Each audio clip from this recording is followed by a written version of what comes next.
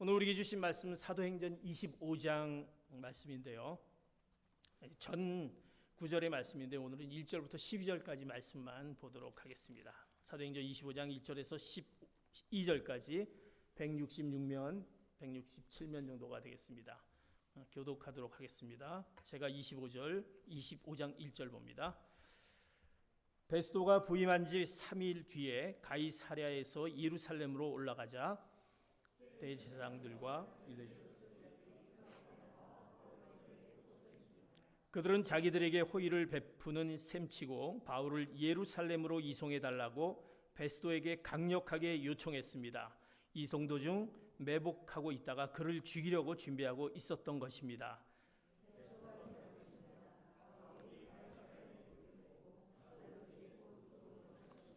그에게 무슨 잘못이 있다면 너희 지도자들 몇몇이 나와 함께 가서 그곳에서 고소하도록 하라. 8일에서 10일 정도 그들과 함께 지내고 난 베스도는 가이사랴로 내려갔고 이튿날 재판을 소집해 바울을 자기 앞에 데려오라고 명령했습니다. 바울이 나타나자 예루살렘에서 내려온 유대 사람들이 그 곁에 둘러서서 여러 가지 중한 죄목으로 그를 고소했습니다.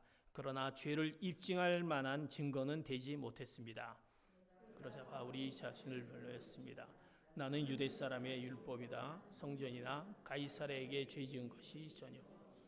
베스도는 유대 사람들의 환심을 사고자 바울에게 말했습니다. 내가 예루살렘으로 올라가 이 고소들에 대해 내 앞에서 재판을 받겠느냐? 바울이 대답했습니다. 내가 지금 가이사의 법정에 섰으니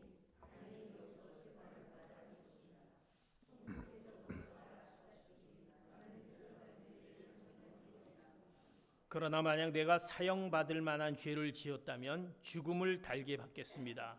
그러나 이 유대 사람들이 나를 고소한 내용이 사실이 아니라면 어느 누구도 나를 그들에게 넘겨줄 권리가 없습니다. 나는 가이사에게 상소합니다. 베스도는 배심원들과 상의하고 난 뒤 말했습니다. 내가 가이사에게 상소했으니 가이사에게로 가야 할 것이다. 아멘. 사도행전 24장 지난주에는 우리가 복음에 비껴간 자에 대해서 같이 말씀을 보면서 우리가 복음을 알고 하나님을 믿는다 하지만 우리가 복음을 비껴갈 수 있다라는 우리의 또 대제사장 아나니아를 통해서 우리가 말씀을 보았고 복음을 향해서 받을 기회, 복음을 접할 수 있는 기회를 허락했는데도 불구하고 그것을 또 외면하고 또 거절하고 연기했던 그 벨릭스 총독에 대해서 같이 또 말씀을 보면서 우리는 어느 순간 복음이 비껴간 자로서 복음을 안다라고 하지만 그런 모습 속에 살아갈 수 있다라는 것을 우리가 말씀 가운데 같이 보았습니다. 사도행전 24장과 이제 오늘 24장을 보았지만 24장에서 25장으로 넘어갈 때는 굉장히 쉽게 몇 초 안에 쉽게 넘어갈 수 있습니다. 왜냐하면 성경을 읽을 때 금방 넘어가지 않습니까? 그러나 24장과 25장의 그 간격은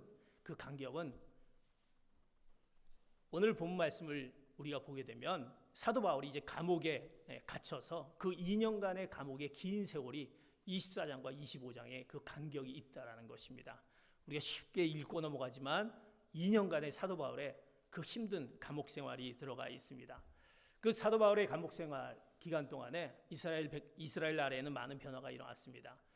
우리가 벨렉스 위대 총독 벨레스 총독에서 이제 베스도 총독으로 바뀌어 가게 되는 것을 보게 됩니다. 그러나 사도 바울은 이제 감옥에 갇히는 신세가 되었습니다.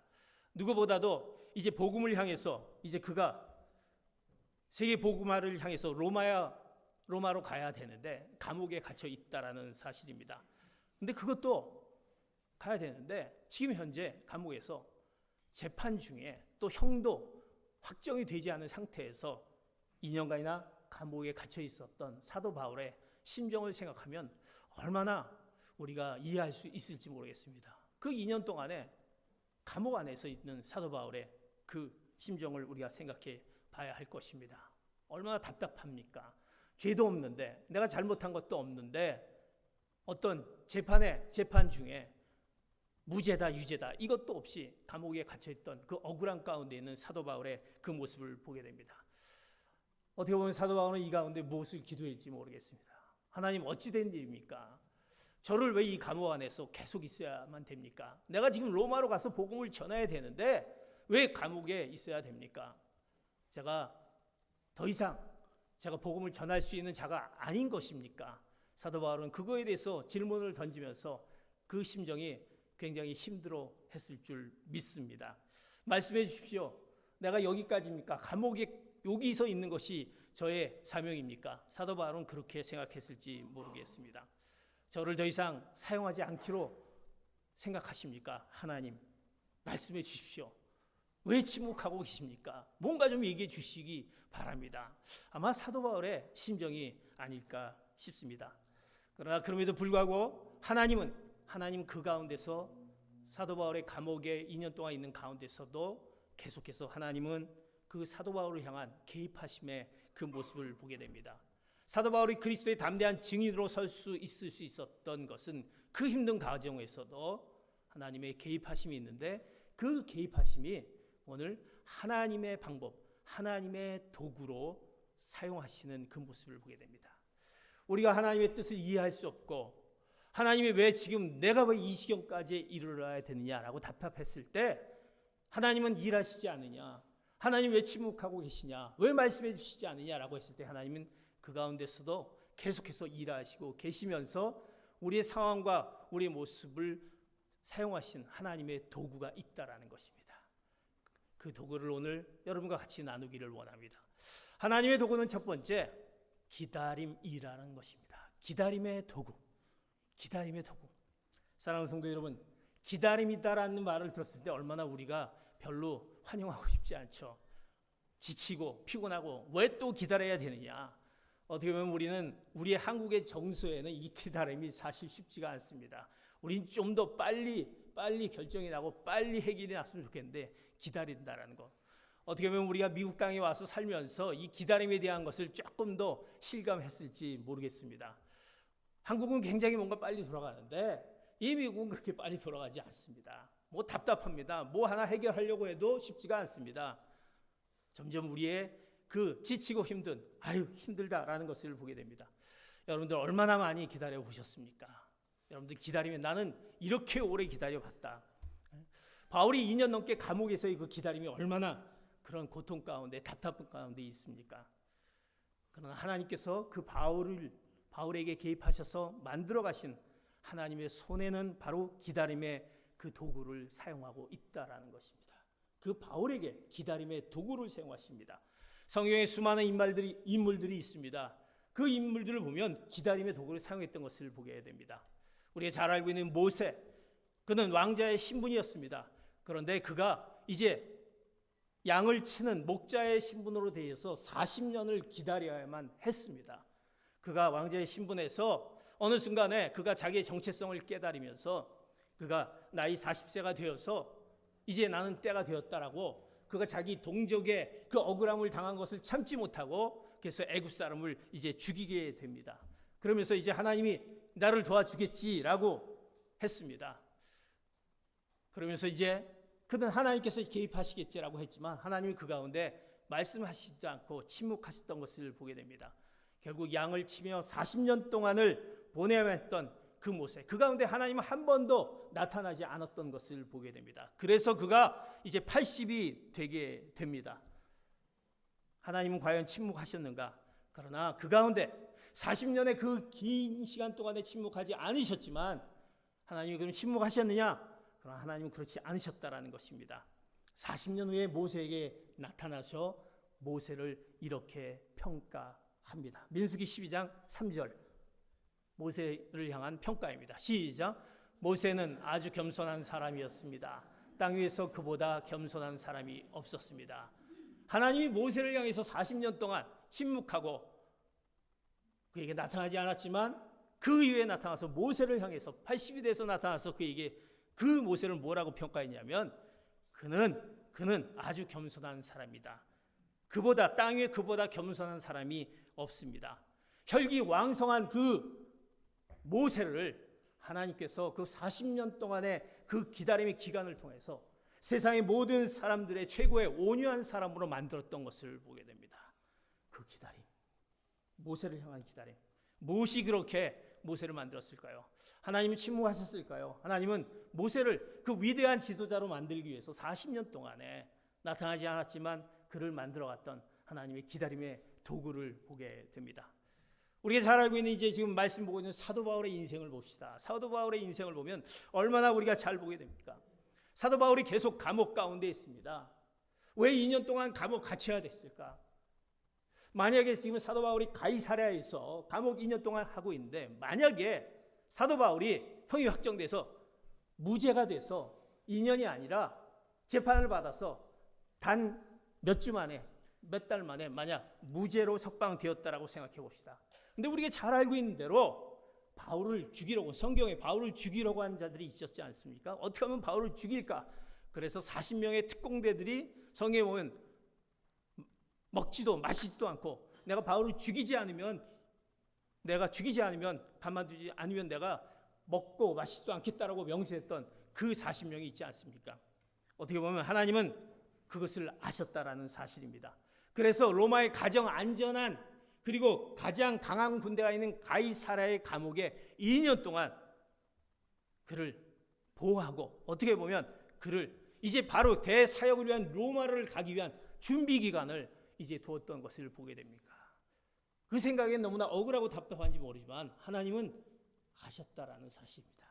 바울의 그 위험하고 그를 죽이려고 한 그 계략들을 알았기 때문입니다.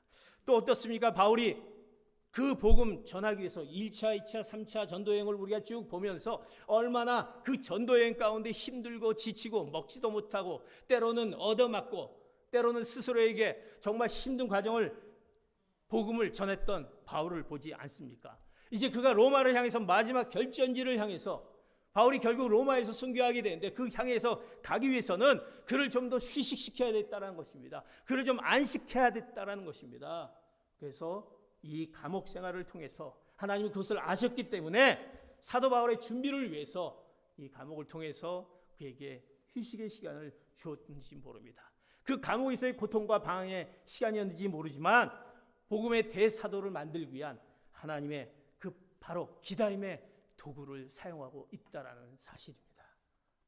하나님께서 바로 그 도구, 기다림의 도구를 사용하고 있다. 사랑하는 성도 여러분 어떻습니까?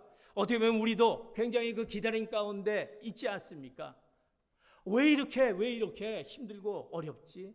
왜 하나님이 우리 가정 가운데, 내 자녀 가운데, 내 직장과 내 일터 가운데 왜 이렇게 사면 초과에 꽉 막혀버리고 어떻게 앞이 보이지 않은 그 가운데 있을지 하면서 우리는 기다림 가운데 왜 기도가 응답되지 않을까라는 것 가운데 내가 이것이 반드시 이루어져야 되는데 왜 하나님이 자꾸 미루실까라는 생각 가운데 우리의 기다림이 있을지 모르겠습니다. 기도의 응답이 왜 이루어지지 않을까? 우리가 기도의 응답은 사실 어떻게 보면요, 하나님이 기도의 응답은 내가 하나님께 간구하였을 때 그 기도의 응답은 이미 이루어졌는지도 모릅니다. 그게 무슨 뜻이 아니면 하나님은 우리의 기도 응답에 분명한 3가지 응답을 해주십니다. 첫 번째는 뭐냐면 yes, 네가 기도하고 간구한 거에 대해서 내가 들어주겠다라는 yes가 있습니다. 두 번째는 뭐가 있냐면 no가 있습니다. 아니다라는 것이 있습니다. 그리고 세 번째는 wait, 기다려라라는 것이 있다는 것입니다. 이미 우리가 하나님 앞에 하나님 우리 기도 가운데 응답해 주신다는 그 말씀이 있다면 하나님이 이루어졌는지 모릅니다. 그 가운데 yes, no, wait, 기다림이 있다는 것입니다. 왜? 하나님은 더 다른 것, 하나님 여러분이 생각하는 거 아닌 그것이 하나님에게 있게 wait, 기다려라 라는 것이 있다라는 사실입니다. 하나님께서 우리를 만들어 가시기 위해 우리를 좀 더 하나님의 위대한 작품으로 만들어 가시기 위해 주님의 그 기다림, 그 기다림의 손길을 발견하시는 여러분 되시기를 축복합니다. 하나님의 손에는 기다림이라는 도구가 들려 있습니다. 우리는 그것을 기다리지 못하고 하나님의 그 사용하신 도구를 우리가 바라보지 못하는 우리의 모습이 우리 가운데 있다라는 사실입니다. 사랑하는 성도 여러분, 우리 이러한 시간들이 필요합니다. 그리스도의 담대한 증인으로 만들기 위한 바울을 향한 하나님의 그 기다림의 도구, 여러분에게도 그 하나님의 기다림의 도구를 사용하실 것입니다. 하나님의 기다림의 도구를 기억하신 여러분 되시기를 축복합니다. 하나님의 도구, 두 번째 도구가 있습니다. 그 도구는 어떤 도구냐? 바로 불의한 그 핍박입니다. 우리는 사실 핍박을 이렇게 핍박을 받았다라고 얘기할 수 없죠. 지금 사도 바울은 감옥에 갇히고 매도 얻어맞고 힘든 가운데 있어서 핍박으로 표현했지만 우리 삶 가운데 불의한 그 옳지 않은 거에 대한 우리의 어떤 그 답답함과 우리의 억울함과 우리의 어려움과 또 우리의 또 그런 상황들이 우리에게 주어지는 것을 보게 됩니다. 그 불의한 핍박이 있다란 그 도구를 하나님이 사용하십니다. 이 세상에 얼마나 불의가 많이 있습니까? 불공정이 있습니다. 불공평이 있습니다. 우리 중에 한두 번쯤은 분명히 이 불의한 일을 안 당해 본 사람이 어디 있겠습니까? 그런데 하나님은요, 이 불공정하고 다른 사람에게 나를 불공평하게 대하는 그런 불의한 그 부분에 대해서 나를 만들어 가실 수 있다라는 사실입니다. 이유 없이 나에게 어려움을 주게 됩니다. 왜 나를 시기하고 나를 왜 억울하게 하고 내가 왜 사기를 당하고 이래야만 될까? 우리는 이 세상을 살면서 너무나도 많은 그 불의함 가운데 있는 것을 보게 됩니다. 그러나 하나님은 이 세상의 불의한 그 핍박을 통해 나를 다듬어 가시는 하나님의 도구를 발견하게 됩니다. 그 불의한 그 핍박, 불의한 우리의 억울함, 불의한 어떤 고소, 이런 부분을 통해서 나를 만들어 가십니다. 오늘 사도 바울을 보면요, 잘 알지 않습니까? 그는요, 지금 상황 가운데 오늘 본문에 보면 대제사장과 유대인들이 이제 고소를 하는 상황들이 계속 이루어지는 것을 보게 됩니다. 40명의 특공대원이 죽이려고 합니다. 그리고 재판도 형도 확정되지 않은데 그 재판은 결정이 안 나고 계속 미뤄지는 이런 불의한 일들을 사도 바울은 당하게 됩니다. 그런데 더 설상가상으로 이제 그 불의한 부분들이 이런 내용으로 이루어집니다. 사도행전 25장 13절 말씀 같이 봅니다. 25장 13절 말씀 시작. 며칠 뒤 아그리빠 왕은 버니게가 베스도에게 문의하러 가이사랴에 도착했습니다. 이제 오늘 사도 바울이 고소를 당해 재판 중에 있는데 이제 그 뒤에 아그리빠 왕과 그 버니게라는 사람이 이제 베스도에게 문안하러 오게 됩니다. 베스도는 총독이고 아그리빠 왕, 유대 왕과 이 유대 왕이 이제 문안을 하러 오게 됩니다. 왜 그들이 이 총독에게 문안하러 왔을까? 그 안에는 숨어있는 그 뭔가 비밀이 있다는 사실입니다. 사실 왕은요, 유대인이고 총독은 바로 로마에서 파견된 사람입니다. 근데 이 아그리빠 왕을 가만히 보면요, 이 아그리빠 왕은 정확히 헤롯 아그리빠 2세입니다.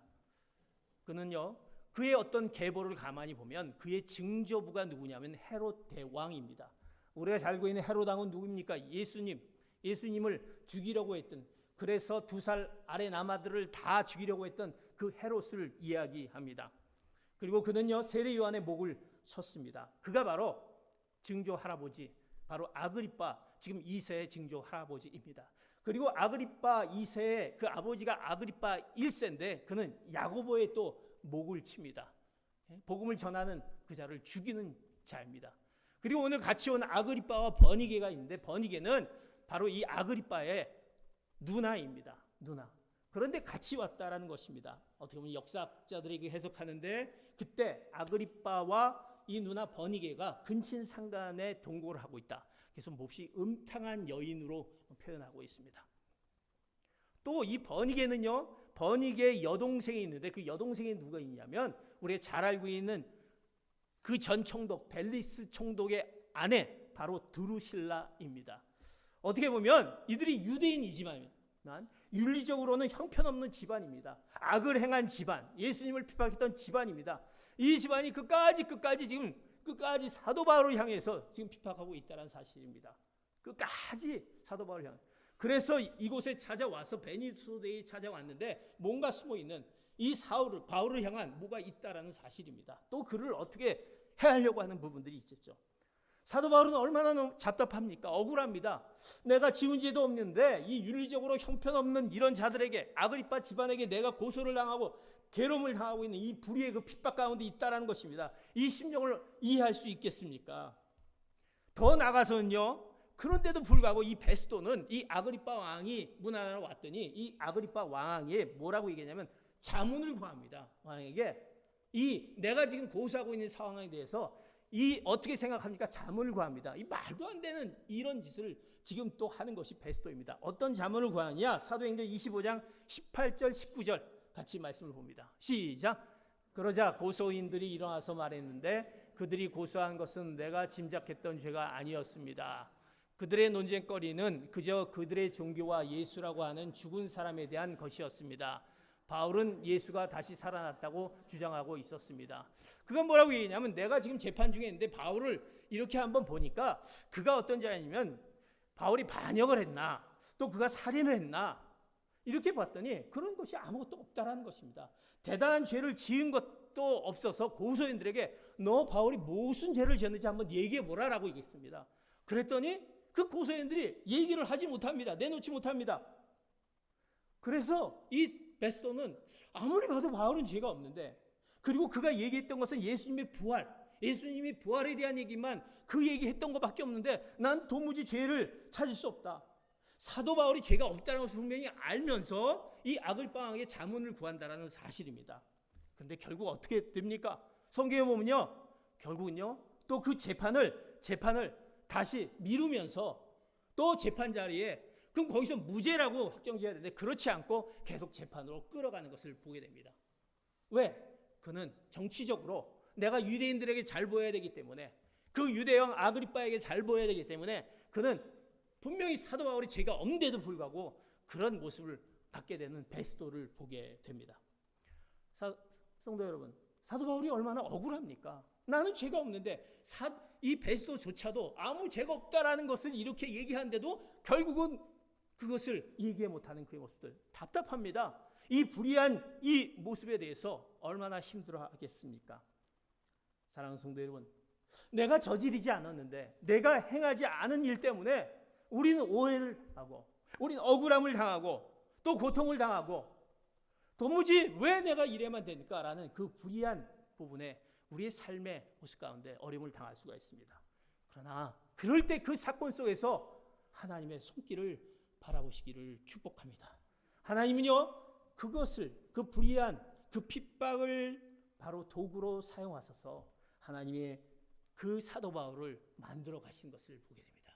나는 도저히 모르겠다. 왜 이런 힘든 일을 내가 주님 앞에 나오려고 하는데 이 주님 앞에 나오는 것에 대한 또 핍박도 있을 수가 있다라는 것입니다. 그러나 하나님이 그 가운데 하나님이 우리를 향한 그것이 우리의 도구가 될 수 있다라는 것입니다. 하나님만이 우리를 향한 우리의 위대한 작품을 만들어내기 위한 사랑하는 성도 여러분, 하나님의 그 도구는 불의한 핍박이 우리의 도구가 될 수 있습니다. 그것을 사용하십니다. 세 번째로 하나님은 어떤 도구를 사용하시느냐? 하나님은요 사도행전 25장 25절의 말씀 이렇게 말씀합니다. 같이 봅니다. 시작. 내가 살펴보니 그가 사용받을 만한 한 적이 없습니다. 그런데 그가 로마 황제의 상소에 있다고 해서 내가 그를 로마에 보내기로 결정했습니다. 이제 우리 하나님의 도구는 그 기다림의 도구입니다. 하나님의 도구는 불의한 어떤 핍박, 억울함의 그런 도구입니다. 하나님의 도구는 불확실한 미래가 도구로 사용하신다는 것입니다. 오늘 성경에 보면요, 결국 베스도가 이자가 사도 바울이 사용받을 만한 일을 한 적이 없다라고 얘기합니다. 그러면서 이제 사도 바울이 로마 황제께 상소했으니까 내가 그를 로마로 보내겠다. 여기서 확정지지 않고 자기가 피하면서 다시 로마로 보내겠다라고 그렇게 이야기합니다. 분명히 바울은요 무죄임에도 불구하고 자기 결정을 또 미룹니다. 형이 확정이 돼서 가는 게 아니라 너는 무죄다, 너는 아무 죄가 없다, 그것이 아니라 또 로마로 보낸다라는 사실입니다. 사도 바울은 이제 로마로 가야 되는 거지만 로마로 가는데 지금 내가 이런 죄인인 상태에서 로마로 가야 된다라는 그 불확실한 미래, 재판도 형도 확정되지 않은 상태에서 사도 바울의 미래는 암흑과 같다라는 것입니다. 이건 이것도 아니고 저것도 아니고 근데 내가 그것을 또 가야 되고 또 그곳에 또 가야 되는 그런 가운데는 미래에 대한 불확실한 속에 있는 그 사도 바울의 그 모습을 보게 됩니다. 하나님은 때로 우리를요 불확실한 미래 속에 가두어 두신다는 것입니다. 하나님이 앞을 막고 보이지가 않다라는 것입니다. 하나님 이거 어떻게 하죠? 하나님 왜 이건데라고 하지만 이게 모른다라는 사실입니다. 그런 미래 가운데 우리를 하나님이 도구로 삼으십니다. 우리가 잘 알고 있는 그 도구로 삼았던 자, 성경에 많은 자가 있습니다. 우리 믿음의 조상 아브라함 있지 않습니까? 아브라함에게 하나님이 나타나셔서 얘기합니다. 내 본토 아비집을 떠나라라고 얘기합니다. 내 친척과 그 고향과 그 아비집을 떠나라고 얘기합니다. 그럴 때 이 아브라함은요, 얼마나 어려웠겠습니까? 아니, 어디를 떠나라고 하는 거야 도대체? 라고 얘기했을지 모르겠습니다. 미래를 모르기 때문에. 그러나 왜 하나님이 아브라함에게 이 어려운 일을 주셨습니까? 그것은 아브라함이 하나님만을 의지하기를 원하기이었습니다. 이제 하나님을 의지하기를 원해서 이제 미래가 보이지 않지만, 미래가 확실하게 내 앞이 꽉 막혀 있고 어떤 길로 가야지 모르지만, 이제 그 가운데 네가 무엇을 의지하느냐, 하나님은 그것을 깨닫기 위한 것이었습니다. 믿음이란 것은 무엇입니까? 바로 불확실한 미래를 하나님께 맡기는 것입니다. 하나님께 맡기는 것입니다. 하나님을 의지하고 나가는 것입니다. 성경에는요, 그러면 그 하나님을 의지하는데 그 하나님은 어떤 하나님입니까? 라고 우리는 얘기할 수 있습니다. 성경에는 하나님이 어떤 하나님이라는 얘기를 많은 이야기로 합니다. 신약에도 구약에도. 오늘 구약의 하나님의 그 모습 가운데 이런 하나님의 모습을 봅니다. 하나님의 모습을 이제 토기장이로 모습으로 나타나는 것을 보게 됩니다. 오늘 에레미야가 마음이 너무나도 굉장히 불평했습니다. 불편했고 궁금함이 많았습니다. 내 나라의 미래를 보니까 아주 아득하고 뭔가 보이지 않는 미래, 제대로 돌아가는 것 같지도 않아서, 또 자신을 보니까 너무나도 한심하고, 선지자이지만 한심하고, 그래서 하나님 앞에 하나님 어찌된 일입니까? 라고 그렇게 얘기했을 때 하나님께서 그 에레미야에게 임하는 말씀입니다. 그 에레미야를 통해서 미래가 보이지 않고 내가 어떻게 가야 되고 이 백성들을 어떻게 될지 모르겠습니다 라고 했을 때 하나님이 에레미야에게 말씀하신 내용이 이렇습니다. 에레미야 18장 1절에서 4절 말씀 같이 봅니다. 시작. 여호와로부터 에레미야에게 임한 말씀이다. 너는 일어나 토기장의 집으로 내려가라. 그곳에서 내가 네게 돌려줄 것이다. 그리하여 나는 토기장의 집으로 내려갔다. 보아라, 그가 물레 위에서 일하고 있었다. 그런데 그가 진흙으로 만들고 있던 그릇이 토기장의 손에서 망가지는 것이었다. 그는 자기가 보기에 좋은 대로 그것을 다른 그릇으로 만들었다. 오늘 에레미야가 하나님이 임하면서 그를 데리고 갑니다. 그리고 토기장에게 데려갑니다. 그 토기장에는 이제 그릇을 만드는 오늘 성경에 나와 있지 않습니까? 물레 위에서 일하고 있었습니다. 근데 에레미야가 보기에는 그 물레 위에서 그 그릇을 너무나도 잘 만들었다고 생각했는데 그 만든 것을 그냥 깨부숩니다. 그리고 다른 것으로 만드는 것을 보게 됩니다. 토기장이가 진흙으로 그릇을 만들었다가 거의 다 만들었는 줄 알았는데 그것을 완전히 내치고 구겨서 다른 것으로 만드는 것을 보여줍니다. 바로 하나님이 이 에레미야를 데리고 그 상황을 보여주면서, 그러면서 또 이렇게 말씀합니다. 18장 6절의 말씀 이렇게 말씀합니다. 6절 말씀 같이 봅니다. 시작. 여호와의 말이다. 이스라엘의 집아, 내가 너희에게 이 토기장이처럼 하지 못하겠느냐? 보아라, 이스라엘의 집아, 진흙이 토기장이 손에 있는 것처럼 너희도 내 손 안에 있다. 이제 하나님께서 이제 에레미야에게 얘기합니다. 토기장이가 자기 마음대로 자기 마음에 드는 그릇을 만들 수 있듯이 이제 하나님께서 너희를 나의 뜻대로 만들지 못하겠느냐? 너를 창조하고 너의 모든 것을 책임지는 내가 너를 만들 수 없겠느냐? 이렇게 그 에레미야에게 얘기해 줍니다. 우리는 진흙입니다. 토기장이는 바로 주님이시다라는 것입니다. 주님께서 너희가 지금 무엇을 할지 미래가 불확실하였을 때 하나님께서 너희 모든 것을 만들 수 있는 하나님께 이제 그 하나님 손 안에 있는데 그분에게 너희들의 모든 것을 맡긴다면 하나님은 만들 수 있지 않겠느냐라고 질문했던 에레미야에게 질문했던 것처럼 하나님은 우리에게 이제 네가 믿고 있는 하나님을 왜 믿지 못하고 있느냐? 불확실한 미래가 있을 때 이 미래를 향해서 내가 믿어야 될 것이 무엇이냐라고 하나님께서는 이 토기장의 비유를 통해서 우리에게 말씀하고 있습니다. 우리는 우리의 모습들, 우리의 어떤 성품들, 내가 갖고 있는 상황들 형편으로 만들어갈 수 없는 사람이기에 하나님께서 이제 어떤 도구를 내가 너의 모습을 가지고는 도저히 내가 너를 창조하고 너를 만들었을 때는 너에 대한 하나님의 뜻이 있는데 이것을 세워가기 위해서는 지금 안 되겠다라는 상황입니다. 그래서 이제 내가 연장이 필요한데 이 도구가 필요한데 하나님이 이런 도구를 사용하십니다. 기다림의 도구, 불의의 그 핍박에 대한 도구, 불확실한 미래에 대한 도구를 사용하셔서 하나님께서 하나님이 우리를 귀한 하나님의 아들, 딸로, 하나님의 위대한 자로 삼으시기 위한 하나님의 사용하시는 하나님의 도구가 있다라는 사실입니다.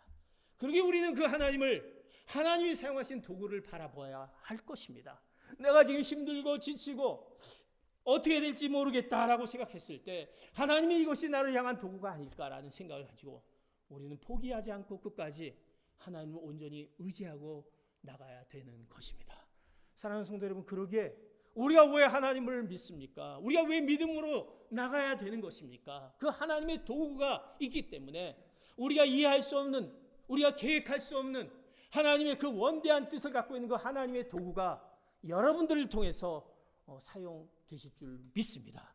그러기에 우리는 그 하나님의 도구를 기억하시기 바랍니다. 기다리시기 바랍니다. 그 불의한 핍박 가운데, 그 불확실한 미래 가운데 그것을 하나님의 도구로 사용하신다는 것.